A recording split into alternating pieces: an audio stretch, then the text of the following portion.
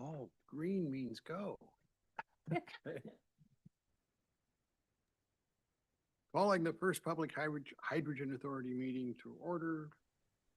Board secretary, please call the roll. Board Member Brower, Board Member Hertzberg, Board Member Medrano, Present. Board Member Peacock, Present. Board Member Vasquez, Present. Vice Chair Ruggles, Here. Chair Paris. Here, We have a quorum. thank you. Jason, you want to do the flag salute?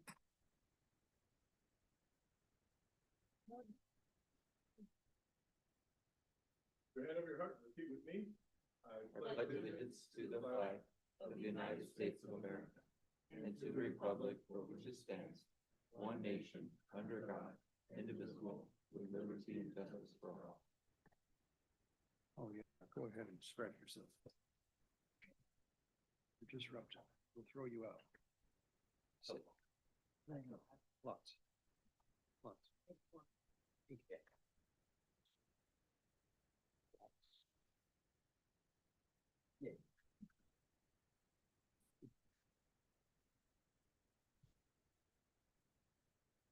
Okay, is there a motion to approve the minutes? So moved. Is there a second? Second. All in favor? Aye. Aye. Aye. Nobody opposed, right? Okay. Passes Approved unanimous. Any items to be removed from the consent calendar? No, sir. Thank you. Is there a motion to approve the consent calendar? I move I'm sorry. this consent calendar. Do we have a consent calendar? Yes, we have a consent calendar. Okay. Is there a motion to approve the consent calendar? We had Vasquez. I move. I'll second. Second. Then let's vote, roll call vote, please. Board Member Medrano, Aye. Board Member Peacock, Aye. Board Member Vasquez, Aye. Vice Chair Ruggles, Aye. Chair Paris. Aye, Motion passes. thank you. NB4. Jason? Sir, today we do not have any new business items, but it's going to be unique today. We do have a closed session. So we will be moving into closed session to have a conversation about a new developments we've been working in. So today it's just going to be a report from me and then into a closed session, obviously reports and input from you guys. An update on our commercialization. We have all the agreements finalized for signature and approval on our supply agreements, which is a very great milestone. There's one small little change that the banking relationship is working on, but after that, we will be ready and willing and able to sign.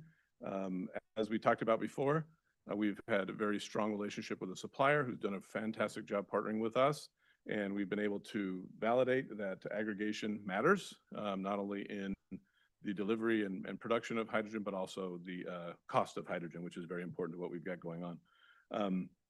We've advanced the membership discussions with a number of different agencies that we're in deep conversations with right now, including some in the Central Valley and some of the LA Basin as well. Not only expanding for the use of hydrogen for transit, but also expanding the use of hydrogen for stationary power, which is becoming a much greater need for grid support in some of these large users of energy. Due to the challenges with the grids. So we're starting to see a lot of movement in that area. Specifically with cities, and this is very interesting, that have a lot of land availability. And we look at developing hydrogen and green energy. Solar plays a very important role in that. So obviously the land availability is very important. So we've partnered with a number of different cities who have significant availability of land to make the production of hydrogen affordable, but also the ability to produce off-grid power very capably. So we're excited about some of those movements. We're also expanding the reach, and we talk about those big users is in the data center side. And some of the things we've seen politically and some of in the news is about the pollution associated with data centers, as well as the grid impacts and potential impacts on ratepayers, which some are valid, some are not. And so we've been looking at a number of different data center opportunities that are completely off grid. So those are non-polluting as well as non-grid impacts. So they're produced with solar, battery, and hydrogen, which obviously is a key tenet of what we're doing. And we believe that we're going to hopefully be leading the effort as First Public in some of these opportunities statewide. We're currently evaluating, and we'll be talking a little bit about that today, a 300 megawatt clean energy project that looking for powered by solar, battery, hydrogen, and alternative sources of energy. So very, very good news. We've been active as well in the legislative process. So a couple of meetings ago, you requested we kind of engage on that level. Obviously, it's the political season or bill signing season and recommending season. So we've been actively engaged in that. Obviously monitoring those that are hydrogen related as it relates to future obligations and future opportunities in hydrogen, but also those that are going to be data center related. And there's a packet of data center related items going to the state capitol as we speak. So we're tracking those and monitoring those.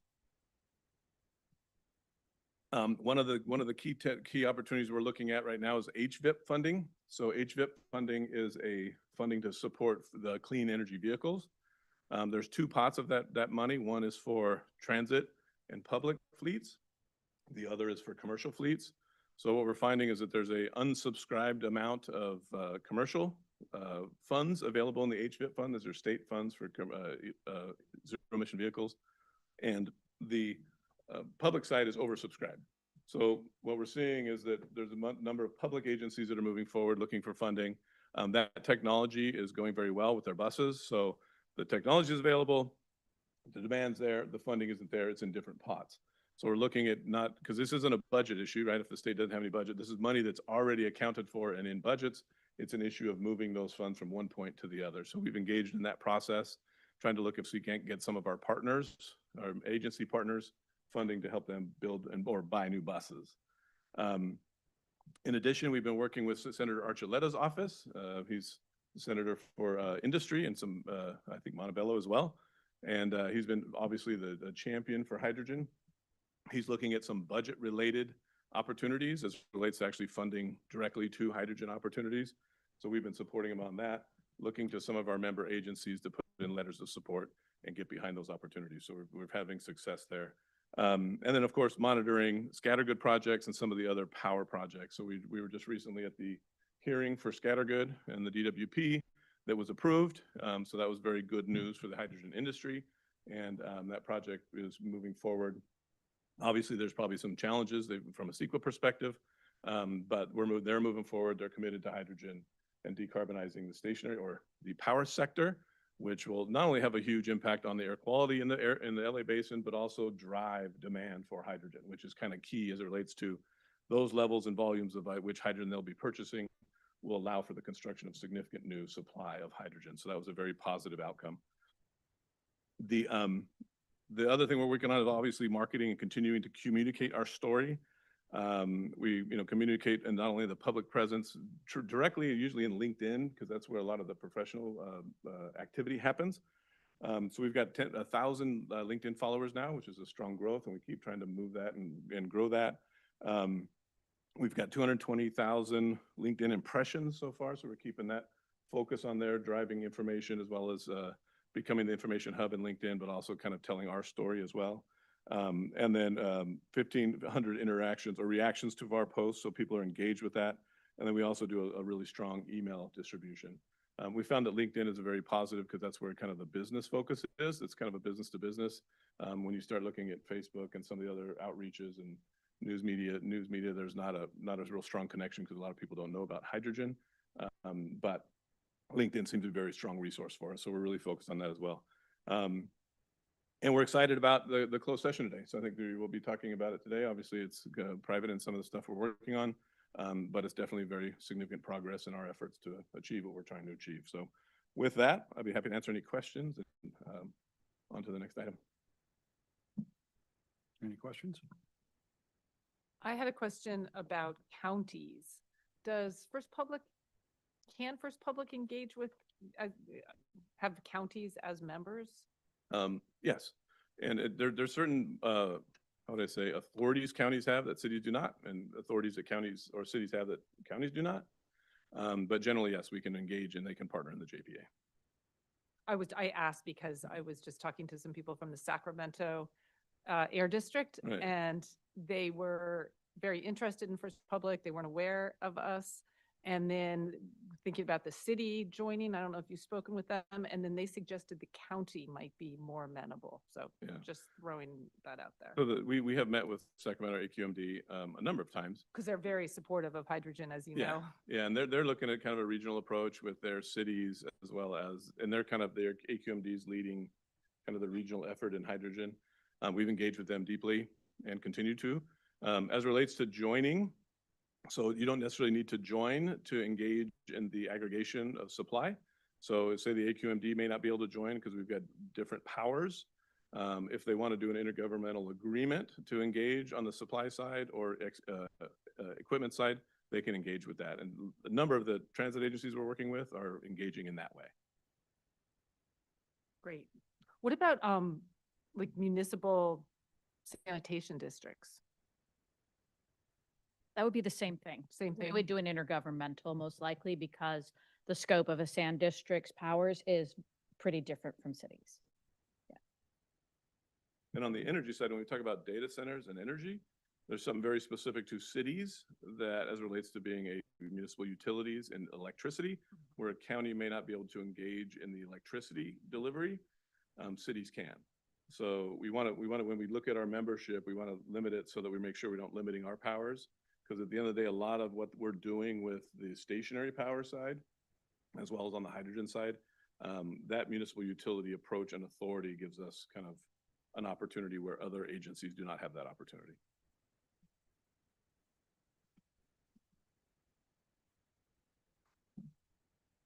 Any more questions? I'm saving mine for executive, for the closed session. I have mine. Okay, report received. And Allison, you're on. Yeah, my only report for today is, other than to second what Jason has been saying, we've been working hard on lots of things, is to remind you your Form 700s are due April 1st. If you have not yet completed them, we are coming up on the deadline quickly. Please do get those done. If you have questions, of course, don't hesitate to ask. That's it? Thank you. On those 700, sorry, Allison, is, you can also reach out to Allison, but Ashley's been very keen to what's going on and how to operate the digital system. So she can work you through some of those. Obviously, don't call Ashley for legal advice. Allison would be that for Technical. Yeah, yeah, but don't call Allison for technical advice. So we're here to help you guys get that done. Do we have a data room the board can access?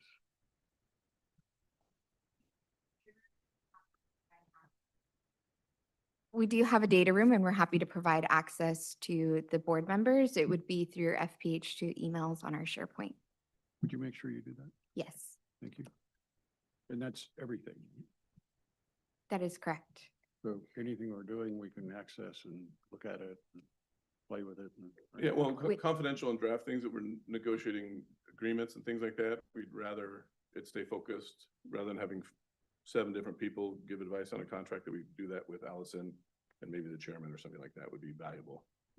We also need to avoid a Brown Act violation by everybody jumping into an agreement and providing comments. So we'll need to set up some parameters around it, but absolutely can provide access to certainly executed documents and that provide means by which we can get drafts out before they're executed without violating Brown Act.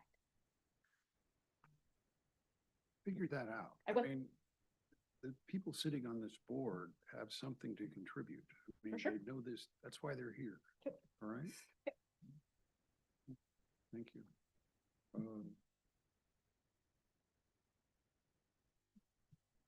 You Dems have made it so difficult to do anything in California. Couldn't help myself. I would have directed it to Bob, but he's not here. All right. All right, that's it. So at this time, the board will recess to closed session to conference with real property negotiators pursuant to Government Code Section 54956.8 with regard to the real property identified on the agenda, the negotiators and negotiating parties as stated on the agenda. Page 3. Thank you. Okay.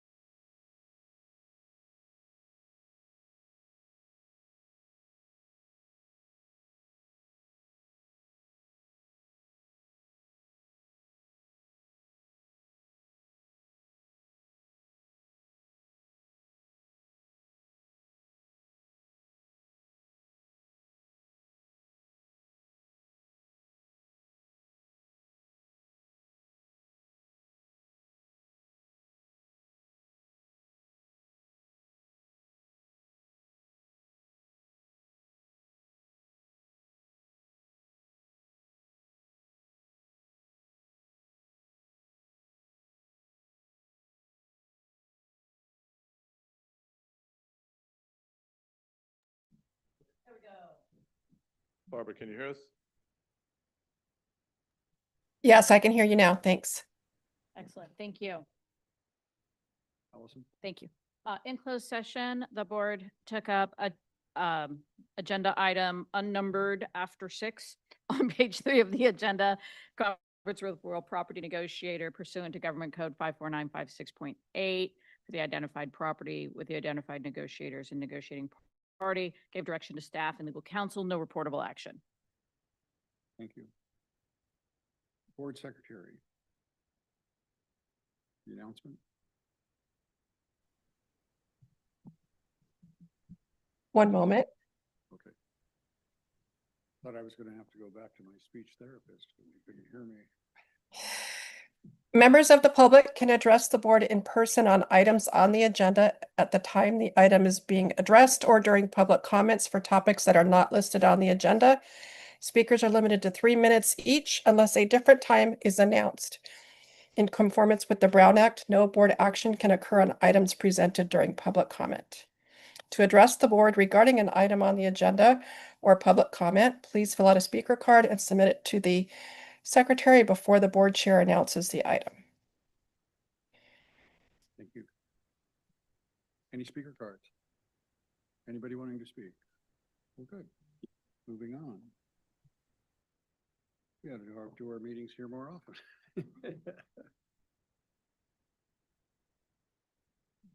Any questions, comments about FPH2 related travel? What's that all about? Anybody traveled anywhere from conferences? FPH2 related. If you did, under state law, you would be important that you report it here so that you could be properly reimbursed for it. And so that's why we keep it on the agenda as a reminder to each of you that if you do travel for First Public and get reimbursed for it, we need to make sure you report it at the board meeting. Okay, moving on. What's this? How are we doing future agenda items? Can't they just call you and tell you, ask you to put it on? Yes, but if anyone had something that came up today that they thought, gee, I'd like that added to the next agenda, this is an opportunity to say that. Okay. But you can also just call me Or me? or him. So I guess the meeting is concluded. When's our next meeting? April 16th. 16th. A month from now, we will have contracts signed Yes. for off-taking and for sale, right? Yes. And for And for the P3. P3, yeah. So, As n- stated on The agenda next item. meeting, we should be generating revenue. Yes. Yes. All right, I'm gonna put together an ad hoc committee. We're gonna get more involved in this. I want that data room up and running. What I want to be able to do is access it, run my AI through it, and go from there. Now, we may want to consider making it a closed system if we're going to be using AI, but We I'm need not to be going to careful. wait. What? We need to be careful with regard to our non-disclosure agreements. Okay, be more candid. What? I'll speak with you after the meeting. Okay. All right, the next regular meeting is scheduled for Thursday, April 16, 2026 at 2 p.m. This meeting is adjourned. That was quick. Couldn't we have called it in? No.